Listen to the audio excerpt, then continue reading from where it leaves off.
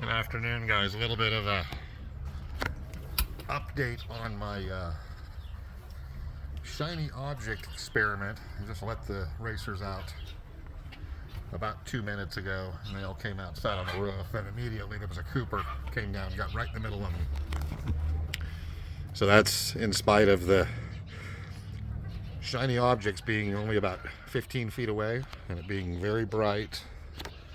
So needless to say, the shiny object, it was a small male Cooper, came down, rushed right in the middle of them, and he chased two of them off the roof. There's a black widow bird, I think, that just landed, and I think DeVrent that is still out flying around. But needless to say, buzzed him right over the loft top, right here, spooked him, and needless to say, there's the shiny objects right there. So the shiny objects, even though they're twisting, you can see they're actually moving, they're reflecting in the sun, did nothing. So I would say that even the hope that the shiny object would keep the low attacking birds of prey like the Cooper's hawks and the sharp shins and goshawks away, it doesn't work. So we're going to go on, I think, to the next thing. We've got some other things we're going to try, but the shiny object thing, it's a myth. You know, maybe if a hawk is not driven hard by hunger, maybe it'll keep them away. You can also hear the sparrows here. They haven't left. The pigeons don't care about the shiny objects either. Only thing I have seen, just as a bit of information, I had a friend, kind of a mutual friend of a pigeon friend, works in the mining industry. Actually, because of the mutual pigeon friends issue, he developed a very powerful blue laser. It was not a retail purchase laser. He built it. The guy is, definitely kind of a scientific genius, and he put together, basically, it was a very powerful industrial laser, and it kind of looks like a bazooka when you hold it. It's got a grip, and it's got sights, and it's got a little switch. And the friend of mine who had it, he was testing it when he came down to visit me a couple years ago. We actually had a peregrine attack the rovers while he was here, and he happened to have the laser, and he lit that peregrine up as he went overhead. And I'll tell you what, you can see up here, he had the laser right on the peregrine, and that peregrine, it doesn't hurt him, but that peregrine was glowing blue from the laser. You could see him heavily illuminated, even in the light of day like this, heavily illuminated. And I'll tell you what, that peregrine freaked out, and he got the hell out of here.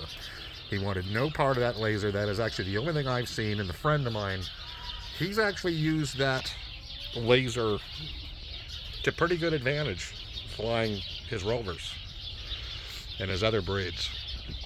And he has attacks, but he is able to save many birds with the laser. And a lot of them, he says, he doesn't see the same hawk twice. He says he'll get breaks in periods, maybe he'll chase a peregrine off, and then he'll get a Cooper come in, and then the Cooper will disappear, and he might get a red tail come in, and just kind of, and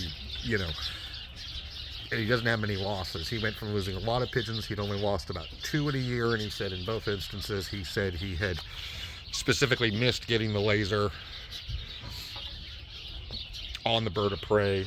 He said his methodology is, any trees around his loft that are within sight, he'll kind of paint the tree, like if that tree over there, that pine, he would paint that with the laser, and basically any standing area that a hawk might be in waiting, he'd daub that laser all over that thing. And he said a lot of times he'd see him leave those stands and fly off, and he'd be able to fly it uninterrupted because they would just leave. But that is actually the only thing I've ever seen or heard of that seems to actually work.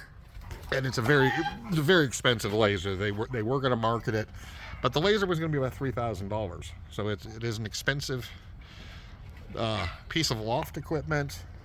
It's not mass produced. You know, I know that one of the one loft races right now is actually experimenting with it. I can't remember which one, and not that I want to divulge that anyway, but that is the only thing I found is lasers. There's that racing homer that got chased off, flying way over there. But that is the only thing I've personally seen that keeps the birds of prey away is a blue laser, and it has to be a strong one. I actually have a laser device in the other room here, and the problem is it's fumbly, and you know, I built it out of lasers I bought on eBay, and they weren't inexpensive lasers. I mean, I've got probably $500 or $600 into the thing, and the problem is it's just a little bit fumbly to use, and it's not very bright, and it's not been very effective because I've found it's difficult to sight down on the bird of prey and scare them off. So that is it, guys, but that's kind of the update. We're 2 days since putting the shiny objects up here. I was actually starting to think it was working. I flew yesterday and I didn't have any birds of prey here, but obviously the Cooper that's hanging out here, I haven't seen the hen, but that was the male, and he's obviously pretty hungry. That was a pretty hard little push. But at these low heights, I mean, these racing homers are faster than him on a dead run. So no losses. I didn't see anybody get lost, but you know, he did make an attack though. So the shiny object thing, it doesn't work. So don't let anybody else tell you that it does. You know, maybe if you combine it with a bunch of other things, and maybe if they all work in tandem, you know, maybe if you add some fake owls or something and add that and have the shiny objects and do other things and fake pigeons and wavy men and all that you see in those car lots. Maybe if you combine all that, maybe it works. But so far, you know, I'm not going to take the shiny objects down because they're already hanging. My wife kind of likes them. She thinks they're kind of cool. She says it's kind of like Christmas. And she said that's what they actually are. She said these are actually Christmas icicles from Dollar Tree. Obviously, they've been repackaged on eBay to sell as bird scaring devices. But at least on their own, not a result. That was a little hard push. He only made the one attack. I don't know if he chased that racing homer off and just lost the race there or what the deal is, but definitely a hard little push. Like I said, attacked within 10 or 15 feet of the shiny objects. So not a good showing for the reflective objects. So we'll continue to see what happens. See you later.